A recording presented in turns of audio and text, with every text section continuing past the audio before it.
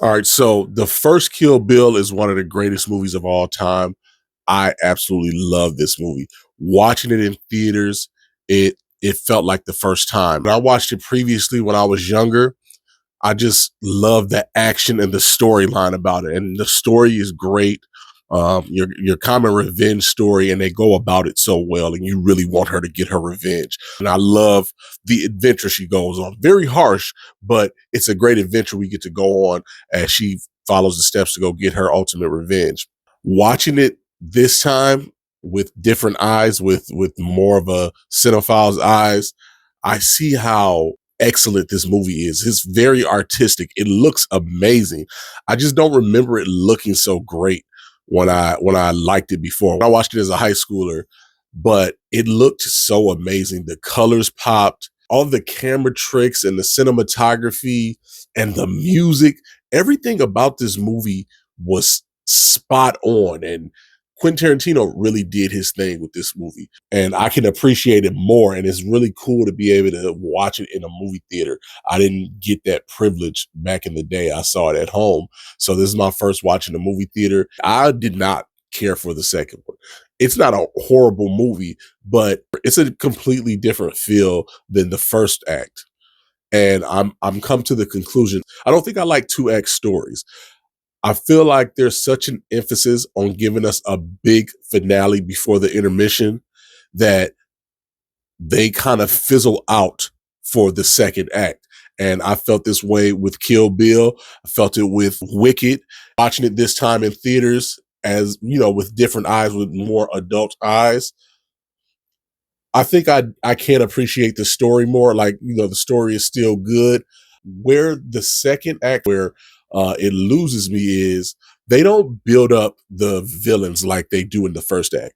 Now, Vernita Green, it didn't build her up, but that fight was such a shock to the palate, and it caught us off guard, and it was like an intense and a great fight. That was all we needed for that.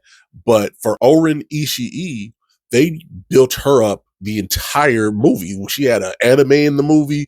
They show basically how she's this boss bitch in Japan, and she don't take no shit. And then all of her goons, and you got to fight all of Tokyo if you want to take her down. She was built up great, and it led to a wonderfully action-packed, fantastical finale. After getting all of that, we expect more of the same in the big finale when we finally get to see who Bill is. Quentin Tarantino just sells us short, and it's very like melodramatic. Now, there are some great parts, but these villains, Bud, Eye Patch Girl, and Bill, they get no build up. Bud is an absolute nobody in this movie. They do nothing to make us believe that this man belongs in this lifestyle, in this world of super skilled assassins. He's a loser. He shows no assassin skills. It's just nothing. It's like he's a Foot Clan in the Ninja Turtles movies. Like, who gives a fuck if they beat that little wimp up? He's nothing. And then they don't even do us the service of allowing us to see the bride kill him. Next, we have Elle Driver. Elle Driver is an interesting looking assassin. She seems to have a lot of beef with the bride.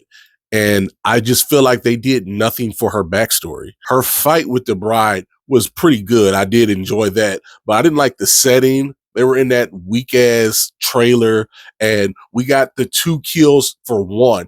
And this is a long movie. I would have preferred to see those two scenes in different places. This El Paso, Texas backdrop, it just didn't do it for me. In the first one, we're in Tokyo. We got the yellow jumpsuit, rolling 88s coming on their motorcycles in their suits and stuff. Like, we got real set pieces that were interesting, and it tantalized the eyes.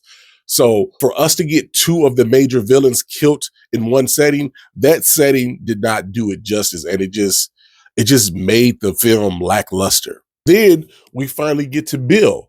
After getting no buildup of Bill, Bill has been preached to us that he's this evil, devilish, villainous man. People don't even want to speak his name. That's how bad he is.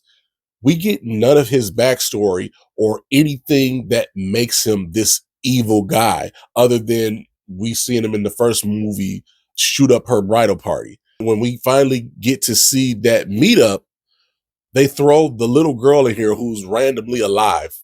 Now, they told us the original movie that at the end of the first one, they say, did she know that her little girl is alive? But they didn't tell us that in here. So when the scene came and then the daughter's there, I'm like, what the fuck is going on?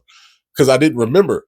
It just throws the anticipation off because it's just a weird dynamic. It took away from the scope and grandness of the finale, and the finale was anticlimactic. Like it was a lame fight. I'm not invested in their love relationship.